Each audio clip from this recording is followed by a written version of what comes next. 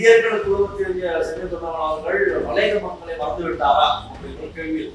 எல்லா பிரச்சனையும் தீர்க்கிறது கடவுளால் மாத்திரமே முடியும். நம்மளாம் மனிதர்கள்ங்கிறப்ப செயல்பாடுகள் செய்யக்கூடிய சூழ்நிலையில் இருந்தால் தான் செய்ய முடியும். இப்போ மனோகணேசன் அந்த இடத்துல ஒரு கருத்து சொன்னாரு, இந்திய வீடர் இந்த இடத்துல நாங்க தான் எல்லாம் வாங்கிட்டு நான் கேட்டுதான் இந்திய அரசு போச்சு, பயப்படாதீங்க, காணி பண்ணுறதுக்கு உங்களுக்கு தேவையான வீடை கட்டிக்கலாம் அப்படின்னு ஒரு கருத்து சொல்றாரு. அந்த கேள்வியை நீங்கள் அவர்கிட்ட தான் கேட்கணும். ஏன்ட்ட நான் மற்ற அரசியல்வாதிகளுக்குள்ள பதில் நான் சொல்றது கிடையாது. அவர் சொன்ன கருத்துக்கு நீங்க அவர்கிட்ட கேட்டுக்கங்க.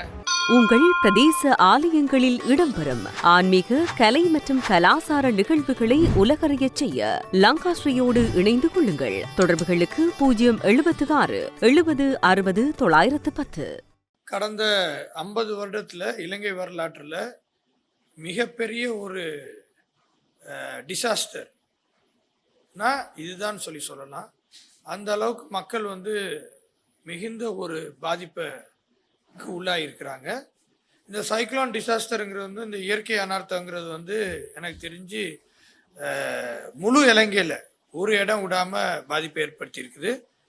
அதனால் இப்போ நாங்கள் முடிவு பண்ணியிருக்கோம் என்னென்னா, மறைந்த தலைவர் சௌமியமூர்த்தி தொண்டமான் ஐயாவோட ஞாபகமாக சௌமிய தான யாத்ரான்னு சொல்லி ஒரு ப்ரோக்ராம் ஒன்று ஸ்டார்ட் பண்ணி பாயிண்ட் பெட்ரோல இருந்து, யாழ்ப்பாணத்தில் இருக்க பாயிண்ட் பெட்ரோல இருந்து மாத்திரையில் இருக்க டான்ட்ரா பாயிண்ட் வரைக்கும் உள்ள பாதிக்கப்பட்ட மக்கள் கிட்டத்தட்ட எனக்கு தெரிஞ்சு 15 லட்சம் பேர் மக்கள் பாதிக்கப்பட்டிருக்காங்கிறது வந்துட்டு இருக்கு செய்திகள் இருக்குது. கிட்டத்தட்ட ஒரு 4 லட்சம் குடும்பங்கள் பாதிப்படைஞ்சிருக்காங்க. இந்த 4 லட்சம் குடும்பங்களுக்கு உணவு ட்ரை ரேஷன்ஸ் வழங்குறதுக்கான வேலை திட்டத்தை ஸ்டார்ட் பண்ணி படிப்படியாக எங்கெல்லாம் செல்லக்கூடிய வாய்ப்புகள் இருக்குதோ, நிறைய இடங்கள்ல மக்களை போய் சந்திக்கக்கூடிய வாய்ப்புகள் இல்லாமல் இருக்குது, சந்திக்கக்கூடிய இருக்க வாய்ப்புகளுக்கான வேலை திட்டத்தை இன்னையிலேருந்து ஆரம்பிச்சுட்டு இருக்கிறோம். அது மட்டும் இல்லாமல் எதிர்காலத்தில் இந்த மாதிரி இயற்கை நார்த்தத்தில் பாதிப்பு எடுக்கும்போது அனைவரும் ஒற்றுமையாக, இதில் ஒருத்தர் இந்த நேரம் விமர்சனம் பண்ணுறதோட அனைவரும் ஒற்றுமையாக இதுலேருந்து வெளியில் வர்றதுக்கான முயற்சியிலையும் வேலையிலையும் ஈடுபடணுங்கிறதுல இலங்கை தொழிலாளர் காங்கிரஸ் முன்னின்று செயல்பட்டு இதில் எல்லாருமே ஹெல்ப் பண்ணுவாங்க தானே. ஹெல்ப் பண்ணுறவங்களை நம்ம ஏன் ஹெல்ப் பண்ணுறீங்கன்னு கேட்க முடியாதுல்ல. So we will facilitate everything and we will also participate அதுலேயும் and will make sure that we are helping. இந்த நேரத்தில் இதுதான் நம்மளோட ஒர்க். ஒரு அரசியல்வாதியாக கஷ்டப்படுற மக்களை அட்டென்ட் பண்ணி அவங்களுக்கு தேவையான உதவிகள் செய்கிறது தான் நம்மளோட பிரதான வேலையாக இருக்கணும். தவிர அதை விட்டு மற்றவங்களை குறை பேசிக்கிட்டு அவங்க இது பண்ணல அது பண்ணலங்கிறது பேசுறதோட இந்த வேலை திட்டங்களில் இறங்கி செய்வோங்கிறது நாங்கள் அதில் முன்னின்று செயல்பட்டு இருக்கோம். மண் சரிவு பாதிப்பு இருக்கும்போது அது செட்டில் ஆகிறது கொஞ்சம் டைம் ஆகும். டெக்னிக்கலாக ஒரே நாளில் கடவுளால் மாத்திரம்தான் எல்லா விஷயத்தையும் செய்ய முடியும். மனிதர்கள்ங்கிறப்ப எல்லாத்துக்குமே கொஞ்சம் கால அவகாசம் தேவை. ஸோ நாங்கள் அரசாங்கத்தில் இருக்கும்போது எதிர்கட்சிகள் எங்களை விமர்சனம் பண்ண மாதிரி நான் விமர்சனம் பண்ண எனக்கு விருப்பம் இல்லை. அந்த கால அவசானம் டைமுக்குள்ளே அனைத்து வேலை திட்டங்களையும் முன்னெடுக்கிறதுக்கான அழுத்தத்தையும் இலங்கை தொழிலாளர் காங்கிரஸ் கண்டிப்பாக கொடுக்கும்.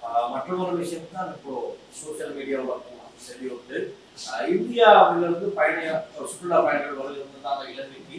ஸோ அவங்களும் இந்த இயற்கை அனர்த்தத்தால் பாதிக்கப்பட்டதுமே இந்திய தமிழ்நாடு முதலமைச்சர் ஸ்டாலின் உங்களுக்கு அழைப்பை ஏற்படுத்தி உங்க மூலமா அவங்கள பத்திரமா இன்னும் இலங்கைக்கு பாதுகாப்பா எடுத்துட்டதா சொல்லியிருந்தாங்க. இந்திய ஊடகங்களுக்கு இங்கிருந்து போனவங்க சொல்லியிருந்தாங்க. ஸோ சோசியல் மீடியாவில் இருக்க கேள்வி, மக்களுடைய கேள்வி, இந்தியர்களுக்கு சென்னை தொண்டர்கள் மலையக மக்களை மறந்து விட்டாரா அப்படிங்கிற கேள்வி இருக்கு. அப்படியே கேள்வியும் இருக்க முடியாது. நேற்று கூட நான் ஒரு சிறுவன் அவரோட பிரணீஷோட வீடியோ பார்த்தேன். கிட்டத்தட்ட பால் பவுடர் கூட அங்கே குடிக்கிறதுக்கு இல்லைன்னு சொல்லி மௌசாகல தோட்டத்தில் இருந்து ஒரு யூடியூப்பில் ஒரு வீடியோ ஒன்று கொடுத்துருந்தாப்புல. எனக்கு அதை பார்த்தோன்னே எனக்கு ரொம்ப மனவேதனை அடைந்தேன். என்னன்னா, நம்மளோட மக்களுக்கு ஒரு பால் பவுடர் கூட கொண்டு போய் சேர்க்க முடியாத ஒரு சூழ்நிலை பாதிப்படைஞ்சிருக்கும் போது அந்த பகுதியில் இருக்க இலங்கை தொழிலாளர் காங்கிரஸோட அரசியல்வாதி அவர்களை தொடர்பு கொண்டு உடனடியாக நீங்கள் என்ன மீட்பு பண்ணிட்டு இருந்தாலும் அதை நிறுத்திட்டு முதல்ல அந்த பையனுக்கு பிரணீஷ்க்கு நைட்டு பால் குடிக்கணும், அதுக்கு தேவையான பால் பவுடர் அங்கே போய் சேரணுங்கிறப்ப இப்போ எனக்கு தொடர்பு கொண்டாங்க. இப்போ போகக்கூடிய சூழ்நிலை இல்லை சார், ரோடெல்லாம் பிளாக்காக இருக்குது, மழை தூருது, கிட்டத்தட்ட 6-7 கிலோமீட்டர் நடந்து போகணும் போல இருக்குண்ணா.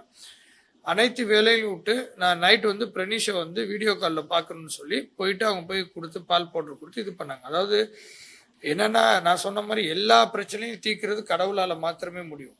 நம்மளாம் மனிதர்களுங்கிறப்ப செயல்பாடுகள் வந்து செய்யக்கூடிய சூழ்நிலையில் இருந்தால் தான் செய்ய முடியும். அப்படின்னு இருக்கும்போது சில இடங்கள் உதவி செய்யக்கூடிய சூழ்நிலையில் இருக்கும், சில இடங்களில் செய்யக்கூடிய சூழ்நிலைகள் லாஜிஸ்டிக் மக்கள் போகக்கூடிய வாய்ப்பு இல்லாமல் இருக்கும்.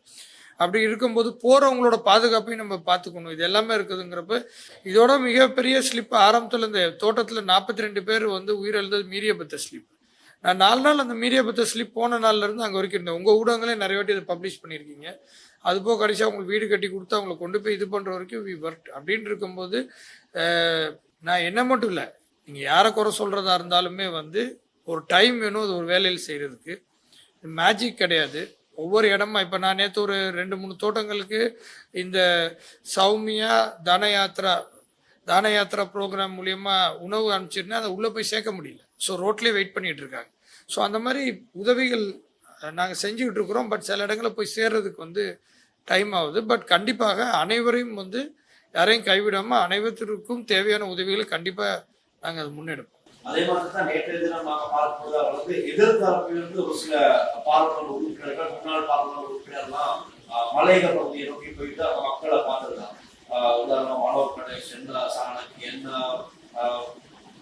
சுமந்திரன், இப்படி நிறைய பேர் இருந்தாங்க. அப்போ மனோர் கணேசன் அந்த இடத்துல ஒரு கருத்து சொல்றாரு, இந்திய வீடமைப்பு இடத்துல நாங்க தான் எல்லாமே வாங்கி கொடுத்தது, நான் கேட்டுதான் இந்திய அரசு கொடுத்துச்சு, ஸோ பயப்படாதீங்க, காணி கொடுத்ததுமே உங்களுக்கு தேவையான வீடை கட்டிக்கங்க அப்படின்னு ஒரு கருத்து சொல்றாரு. அவரோட சோசியல் மீடியா வரவேற்க இல்லை, அவர் சொல்கிற கருத்தை நான் வரவேற்கிறேன். அவரால் வந்து மக்களுக்கு உதவி செய்யணும்னு சொல்லி அவர் முன் வந்து செய்யும்போது நான் வரவேற்கிறேன். அந்த கேள்வியை நீங்கள் அவர்கிட்ட தான் கேட்கணும். ஏன்ட்ட நான் மற்ற அரசியல்வாதிகளுக்குள்ள பதில் நான் சொல்கிறது கிடையாது. அவர் சொன்ன கருத்துக்கு நீங்கள் அவர்கிட்ட கேட்டுக்குங்க. நான் அதுக்கு கருத்துக்கள் சொல்கிறதுக்கு எனக்கு விருப்பம் இல்லை. இப்போ நீங்கள் என்கிட்ட என்ன பதில் எதிர்பார்க்குறீங்கன்னு சொல்லிட்டீங்கன்னா நான் நீங்கள் எதிர்பார்க்குற பதிலே சொல்லிடுறேன்.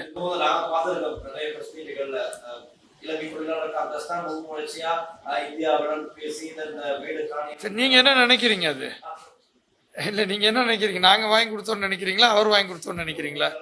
இல்ல இல்ல, என்ன பொறுத்த வரைக்கும் எங்க மக்களுக்கு வீடு வந்து சேர்ந்தா போறதும். அதனால இந்த நேரத்தில் நான் எந்த அரசியல்வாதியும் விமர்சனிக்க விரும்பல. அதே மாதிரி வீடமைப்பு திட்டத்தில் எல்லாத்தோட உழைப்பும் இருக்குது. தனிப்பட்ட நம்ம நீங்கன்னு பேசுறதோட இது வந்து இப்போ மலையத்தை வந்து திரும்ப கட்டி எழுப்புனா ஒரு டீம் ஒர்க்காக தான் பண்ணணும். இலங்கை தொழிலாளர் காங்கிரஸை பொறுத்த வரைக்கும் கண்டிப்பாக மலையத்தை மீட்டு எடுத்து இந்த சூழ்நிலையில் வந்து எல்லாத்தோடையும் கைகோர்த்து செயல்படுறது தான் வந்து எனக்கு தெரிஞ்சு இந்த நேரத்தில் வந்து ஒரு மனிதாபிமான ஒரு செயலும் எந்த ஒரு எதிர்பார்ப்பும் இல்லாத செயல்பாடாக இருக்கும். இந்த நேரத்தில் நான் மனோ கணேசன் அவர்களை பாராளுமன்ற அவர்களை நான் விமர்சனம் பண்ணுறது, அவர் எங்களை விமர்சனம் பண்ணுறதோ, இல்லைன்னா இருக்க என்பிபி அரசாங்கத்தை நான் விமர்சனம் பண்ணுறதோ, அவங்க எங்களை விமர்சனம் பண்ணுறதுங்கிறது வந்து அரசியலாக தான் இருக்கும் தவிர மக்களுக்கு அதனால எந்த பிரயோஜனமும் இல்லைன்னு நான் நினைக்கிறேன்.